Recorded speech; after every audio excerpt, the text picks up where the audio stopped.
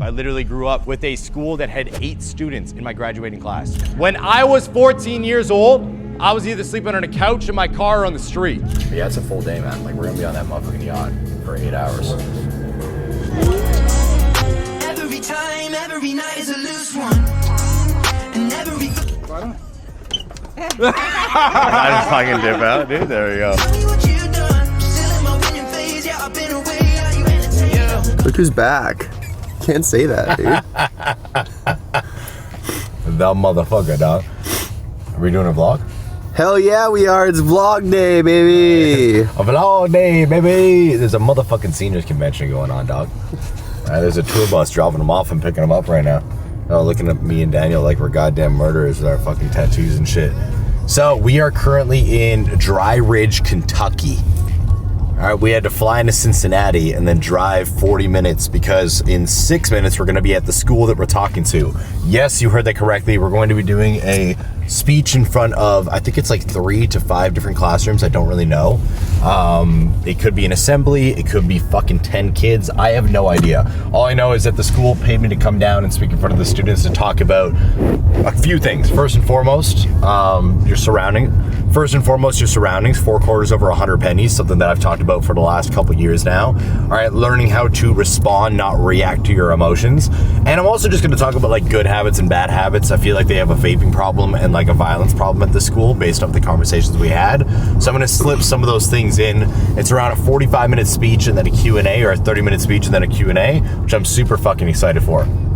So we'll get straight into that in a minute. But I will say Dry Ridge, Kentucky is a beautiful place. It really is. We gave away a copy of my book this morning to a cool old man and his wife. They tried to get us to read some scripture. Not really into that, but that's besides the point. So I gave them the book. Told them to have the best day of their entire lives. No pun intended. And now we're gonna go change some kids' lives. It's gonna be a good time. We're here, Grant County Middle School. This is where we're going to be delivering our speech, serving the kids, pouring into the kids, helping the kids. This is gonna be a good time. I'm fucking excited. Mr. Benson, this is Cole. Cole, good to meet This is you. Rex. He's one of our counselors here. Awesome. Yeah. Really excited about today. Thank you. I'm back and I'm better than ever. Can't have death creeping around in my life. It's so much that I had to sever. I told my little baby I'm praying cause these little plots have been getting clever. He said that he caught me red-handed. I hit on my father and he was like never. Psh. First and foremost, my name is Cole De Silva. I was supposed to be doing a speech in a bit here, but obviously we're currently a little delayed. And instead of me just sitting here and us all being bored or whatever, let's have some fun. Sound good? Yeah. Cool. You guys know what a plank is? Yeah. Cool. We're gonna do a plank challenge. Okay? So everybody come here. Come here. The goal is to stay like this as long as you possibly can. Whoever stays there the longest wins $20. Sound good? All right, we're gonna start like this. When I say now, you're gonna go in the plank. Deal? And now, up. All right.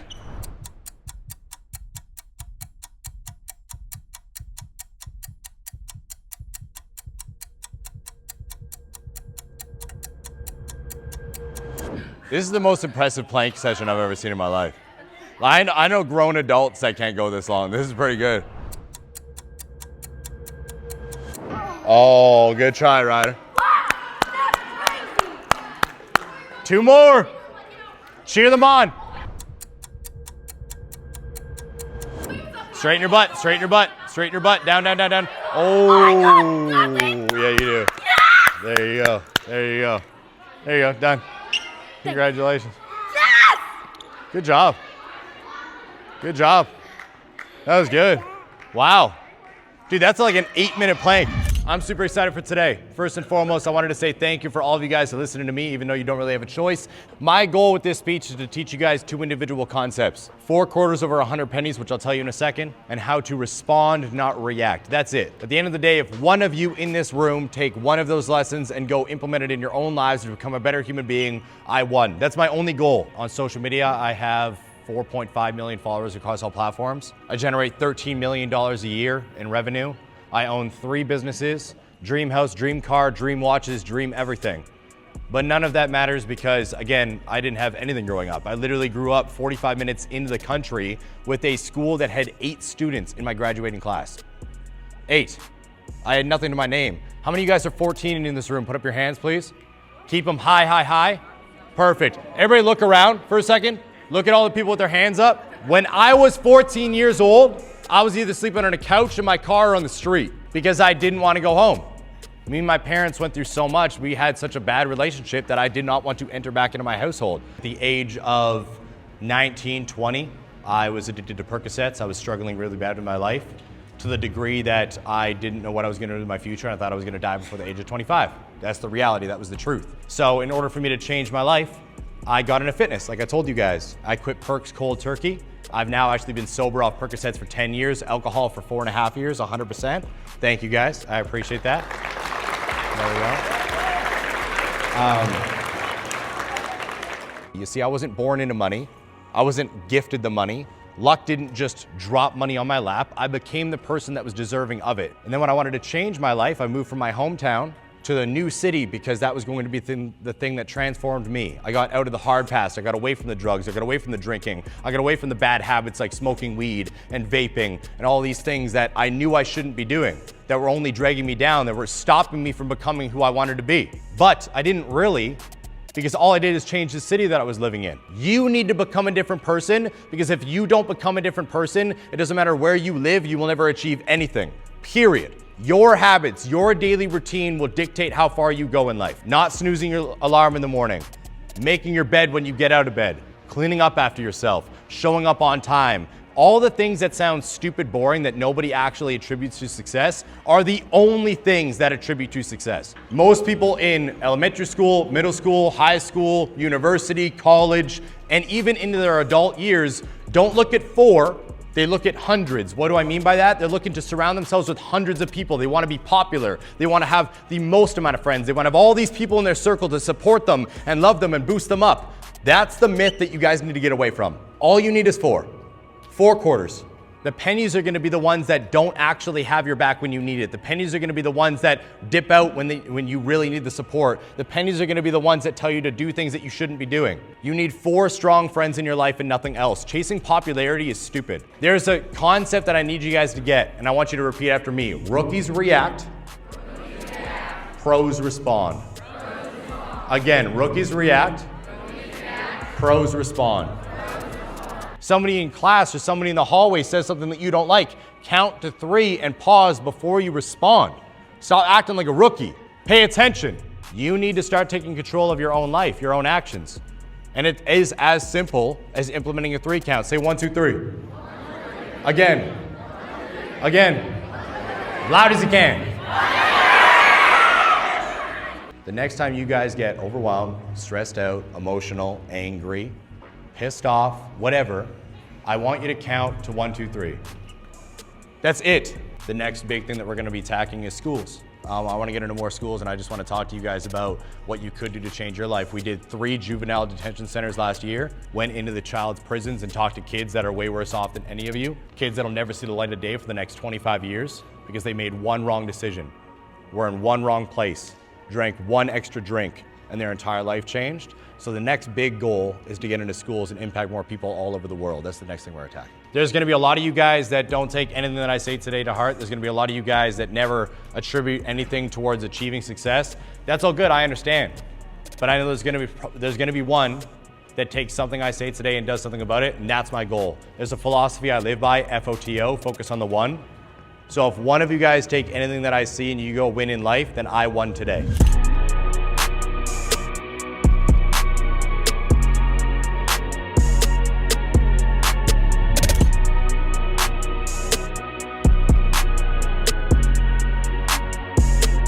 So get into the gym, start kind of feeling the jitters. So talking to the girl, how many people is it going to be? She's like, oh, well, it's classes 6 to 7. I'm like, oh, okay, perfect. Then my brain starts to go through the process of like, okay, how can I share stories, but like not be like hard on these kids, right? That was my mindset because they're a little bit younger.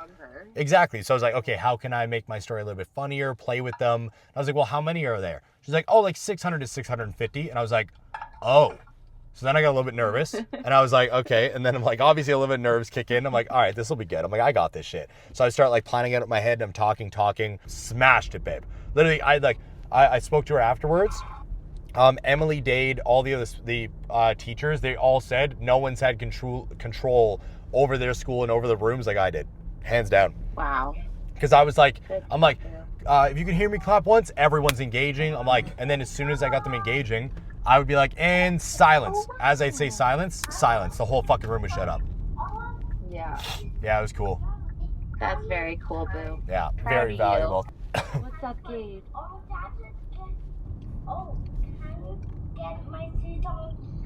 He wants me to put a Spidey suit on. Daniel loves that, by the way. Tell Kate I love that. He used to do that all the time. When I was a kid, my grandparents came from England and they bought me a Spider-Man costume and I wore it every single day for a week. Oh my gosh, yeah, he's had it on every day. That makes me so my happy. boy. Yeah. My boy. And yesterday he's added the cape. So he's got a Spider-Man costume and a Spider-Man cape. With the Oh, that's cape. awesome. I like that. I like that.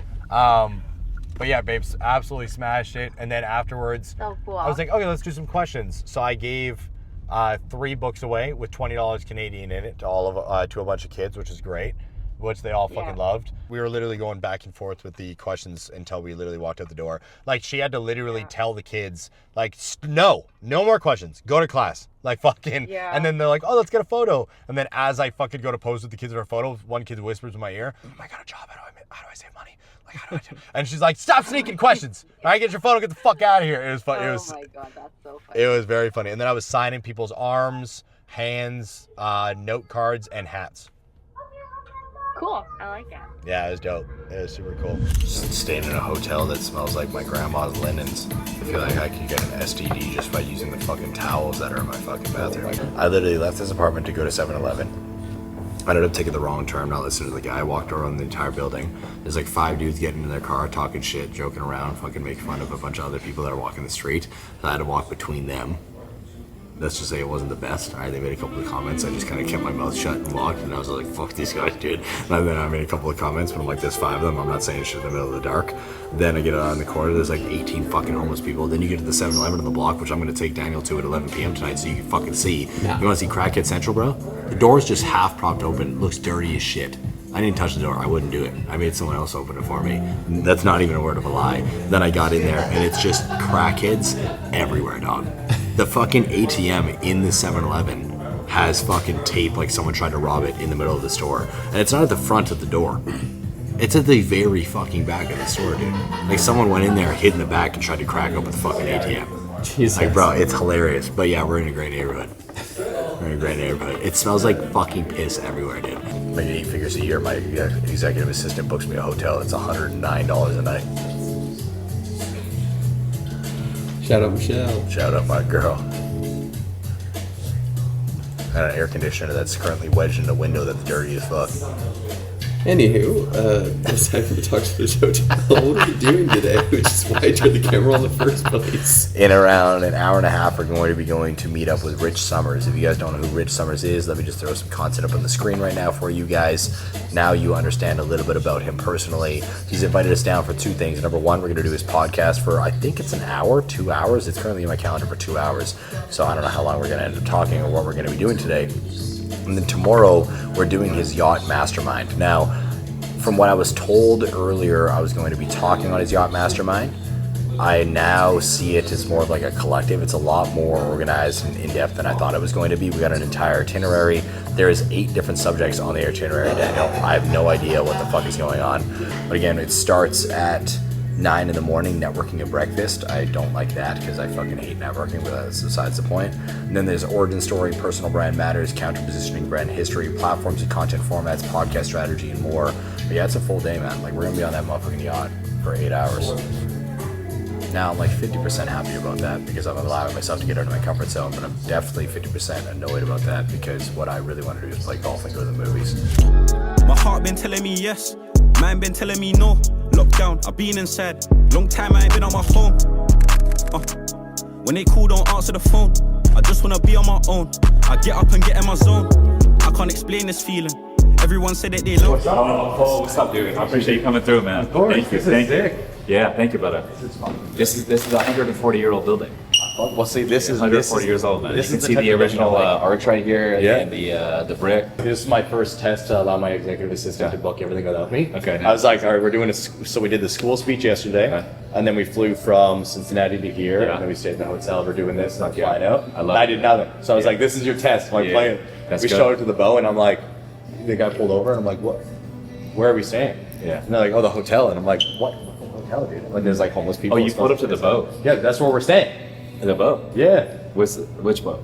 No, the boat. Oh, it's called the boat. Yeah, The it's boat. not a good Never hotel. heard of it. It's like 2.5 stars and it smells like piss outside. But I'm like, Really? I literally was like, I literally just texted my executive assistant and was like, I'm gonna do it because you booked it. But I'm like, this is what we're doing now today. Yeah, it's Yeah. fine. If you want, we can set you up, man. We were in the hotel game, and one of our boutique hotels is right here, a few blocks away. Done. Yeah. Let's do that. Hey, Lauren, do we The have? next night. Do Let's we do have- that for the he said next night. the hotel's assistant book is not good. No, it was not He good. says like It's not 2-star. good. He says Dude, it's it's hilarious. Dude, can we set? We're leaving that hotel tonight, dude. Are you guys like in the fitness business together? That is the coaching, the consulting? Yeah. That's how you guys monetize together. Okay. Yeah, so we do. And so I know he does a ton of call to actions. Like, Oh, dude, you no. manage call to actions, but you don't do much of that. I didn't do any of it. So like how it And so how started. did you guys structure that? You're like, hey Brian, you're gonna do all of that. Well, that's actually how it started. So when we first started our business, right? So fitness coaching started where me and him were both just helping individuals lose weight and achieve their body goals because I was actually one of his first fitness clients. Oh, And he helped me get out of my addictions, change my life. We won 3 shows together, first and overalls. I then got brought into his team, murked it, then made a bunch of money on his team. So then he brought me on as a trainer. Yeah. Then there was a falling out between like him and his group. And where me and him like weren't really close yet, but I'm like when that fallout happened, he basically just looked at me and he's like, I'll give you 25% of my business. He's like, I need you. And I was like, okay, you took a bet on me, so he took a bet on me, I bet on him. Yeah. We built our business up to multiple 6 figures, the fitness company. After around, I think it was like 2.5, 3 years, we had almost every single trainer that we brought on turned into our competition. Like, oh, I can do this on my own. What the fuck's the point of being part of a brand? We didn't understand leadership very well. So then we started our current company, PT Domination, to help PTs grow and scale. That's why like we joke around with like the business coach coaching people. Like we like pioneered that shit, dude. Like we have been like 15,000 people over the last 8 years. Got and it. stuff When like did you that start here. posting on social? What year? Seriously, well, I started posting in 2016 for my fitness coaching company. Yeah. I started taking it heavy seriously around the time I hit 10,000 followers, which was in like 2018, 2019.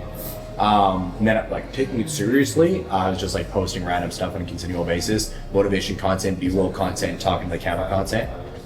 Became a licensed paid motivational speaker for Motiversity. The channel got like 12 million subscribers across a bunch of Yeah, channels. you got 12 million subscribers. It was cool. On YouTube? Yeah, they've got 3 million on one, 4 million on another, a Yeah. bunch of different ones. That's good. So got paid by them, ramped that up, took it mad seriously, gained like 375,000 followers on TikTok, 81,000 on Instagram just with my phone. Then we brought on Daniel. We started doing little videos. Go, big Grew Dan. up even more. Let's 1.5 go. million on TikTok, and then I think it was like 150,000 on Instagram or some shit. And then it was just, I was like, we need to scale. So we pushed it like crazy, got to like 350. Then I brought on Ronnie, hired 8 people, and then it just, dude, the last year's been insane. Yeah. Like it just, like we doubled the following across all platforms like that. In 1 year. Oh yeah. One year we did 2.7 million followers and 1 billion views. Yeah. And we never even came close to that shit. 2.7 million followers across the different channels. Across all channels, yeah. Game. It was, and all from short form. All from short form. Yeah, I was thinking about a way to monetize the boat for like 6 months. I was like, fuck, how do I monetize the boat? Yeah. Because the easiest way is you just charge. I'm Yeah. Like, okay, like I got buddies that charter their boats out here. You can make pretty good money. Yeah. But I'm like, your boat's gonna get beat the Oh yeah, fuck shit. drunk I'm ass talking motherfuckers, dude. just drunk people getting Then wasted, we flexing on it and partying, be like, look at my boat. doing drugs, fucking all over your boat. Yeah. Like they just your boat's gonna get beat to shit. And I was like, okay, like what other way can I monetize it? And so I thought at the beginning of the year, I'm like, let me try a yacht workshop. Yeah. Did the first one, tested it, and it was a hit. Like fuck, the feedback was phenomenal, went really well. And our back end offer is like $15K, right? And so we started selling tickets. We sold it for $2,500. Now we sell them for $35. But filled it up, and then what I realized is when these people swipe to come, I thought they would have to come to the workshop and then they would warm up and then they would get on a call to join the community. Yeah. But as soon as they swipe for $2,500 on a 5-minute phone call, we're like, hey Cole, like based on what you're telling us, you might make a great fit for Rich's private community called the 7-Figure Creator, where we help business owners just like you, blah blah blah. And they're like, yeah, that's exactly what I need. And so, because they've already shown the ability to swipe on a 5-minute phone call. Yeah. They shown the ability to take action. They've shown the ability that they must have a little bit of money if they're willing to swipe on a 5-minute phone call. Yeah. And so, then we're getting them on a call, and we're closing, close to 70% on first call. That's crazy. And then the ones that say, let me come to the workshop first, or they don't buy, then they come to the workshop, and then they warm up on a full day workshop, and then it's like you hit them the next day. And then by then they're so warmed up, and so you get 2 opportunities to get them in. And so it's been good. It's been a good way to monetize the bowl. So last one we did 146K cash collected from the one-day workshop. Great. And I'm like, there's no alcohol involved. Yeah, I don't have all these people friggin' turning No one's banging on your boat. Nobody's. No. And it's like, you don't see your boat around on YouTube video. Yeah. Flexing, being like, yo, if you want to see success, you just gotta get it up. Yes. She want fillers but can't even cook no dinners. They say they killing but must be kidding. Cause we been on the block and no one's spinning. If I let Ski beat at the ops right now, cops ain't gonna know who did it. We got you on the yacht workshop tomorrow, my man. Maybe next time we'll do something up in Canada north of the border. Tell your boy Brian Mark, you better watch out, man. I'm coming. Like, he is Cole the Wolf, the Silver. I'm Rich Owens. Thanks for tuning in. We'll see you guys on the next one. Peace. The unit got me screaming this country's mine. We're going to be doing a yacht mastermind today with Rich Summers and his crew. So he does, this is the 3rd one he's done. The cool thing is that he's literally had 2 of the boys on the other one. So he had Sam Gaudet, one of the fucking homies, Ronnie Mitchell, which is my actual content director, and now myself, which is super sick. So we're going to be talking about content today, a little bit of monetization, some different things that go into becoming a good content creator and a good personal brand creator online, because most people are lacking brand, not just their business model. I'm excited, right? Not only are we on a beautiful fucking boat, but we're sitting in the nice San Diego sun, and it's gonna be a cool day. I'm fucking excited. Mama hit my phone and said rap's no good. Better than telling me the check's no good. Now they wanna act like I do no good. Funny cause I really did more than I should. I made a decision last night that I would die. Flew in from out of country, or out of town, from all over the country. So first off, just want to say thank you to everyone who came all the way out and spent a lot of your time to get here. So thank you. I got someone who actually came in yesterday afternoon. We shot a podcast together in studio. He lives north of the border, also in Kelowna, BC, with Dan Martell up in that realm of the country. But he's the real deal, doing big things. You guys got millions of followers across the different. We have about 3 million followers almost across all the different channels right now. What's that? 4.9. My bad. So the man's got. He's generating 100 million organic views per month organically, just posting organic content. He's the real deal. His funnel is doing $1 million a month plus every single month. And so he's going to be here coaching the workshop with us. We're very blessed to have him. Let's give Cole a round of applause. First and foremost, good to meet you guys. I'm excited to deliver some value today. Also, just get to know you guys. I also want to see some highlights because me and this kid are obsessed with fucking fighting. It's my favorite thing in the entire world. I just nerd out about the UFC and everything else. Core business is business coaching. So I actually beat my addictions, got into fitness, transformed my body, started helping people with their fitness, then became a coach to help other fitness coaches grow because working in a gym sucks ass. It's horrible money. It's horrible time. You get treated badly. We kind of pioneered the online fitness coaching space and grew it. We've helped over 13,000 coaches in the last 8 years. Generated millions of dollars across the world. The main unlock for myself in 2026, 2027 is more of this. I want to teach more. I want to get out there. We've done insane numbers on social media. That's what I'm excited to share to you guys today. We do around 1 to 1.5 billion views organically on a yearly basis. We gained 2.7 million followers alone in the last year on social media across all platforms. So now it's about getting in front of more groups. I really want to do schools. So I actually just got back from Kentucky after landing in Cincinnati, speaking in front of 650 kids in an assembly, delivering value to them, helping kids that are struggling, low-income homes, and just kind of giving back, trying to share some of the things that I've learned in my life over the last 10 years of me transforming who I used to be and becoming the person I am today. Do you want to make money from the content you're creating automatically, or do you want to build a personal brand? Because those are not the same fucking things. They're not. And if you try to put them together instantly, you will not grow, and it'll be incredibly hard for you to grow money. We didn't start monetizing my accounts until 5.5 months ago after I spent over $400,000 building my brand. Because do you want a brand or do you just want to pull money? I know millions and millions of people that have fucking talked about growing a social media following that can't pull water. out of their social media because followers don't mean shit. The reason why I want to be rich and famous from social media is because I broke nobody, helped no one. That's literally my mindset. Well, if I want to transform people's lives, I need money and I need to be known. Because if I don't have cash, I'm fucked. And if nobody knows my name, how am I supposed to impact the world, correct? Well, if you guys want to do anything, then it's the gist of reverse engineering it. I want to be famous because it opens up more opportunities. I get to shake more hands, get on more stages, impact more people, make more money. But then the more money I make, the more that I can pour back, which is just going to bring me more. I don't believe in anybody's term of professionalism because most people who say that's not professional are broke as fuck. Number one. Number two, again, the overarching theme of society is bullshit. So never listen to it. Right? Dude, I've been swearing, cussing people out, losing my mind on social media, saying whatever the fuck I want to say for the last decade. My followers consistently go up, my views consistently go up. I've never gotten more opportunities than I do now. I've now opened up 5 streams of income from my social media and the personal brand, and I'm 100% me. Like who you guys see here is exactly who you see on my social media and everything else, because I don't believe in being anything different. We lose anywhere from, I would say, what, 3,000 to 9,000 followers a month, around there.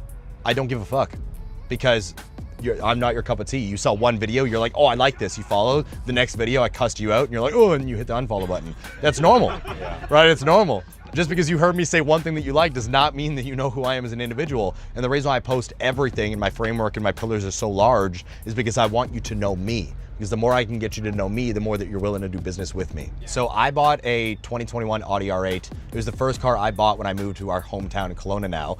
And I bought it right before the winter, didn't have a fucking car. My wife yelled at me afterwards. She's like, you fucking dumbass, you should have bought something you could drive around. But I bought that not for social media. I bought that because when I was a kid, I was sitting in my trailer with my younger brother, and I literally looked at him as we were watching 17 Again with Zac Efron and was like, I'll fucking buy that car one day. When I had no business saying that.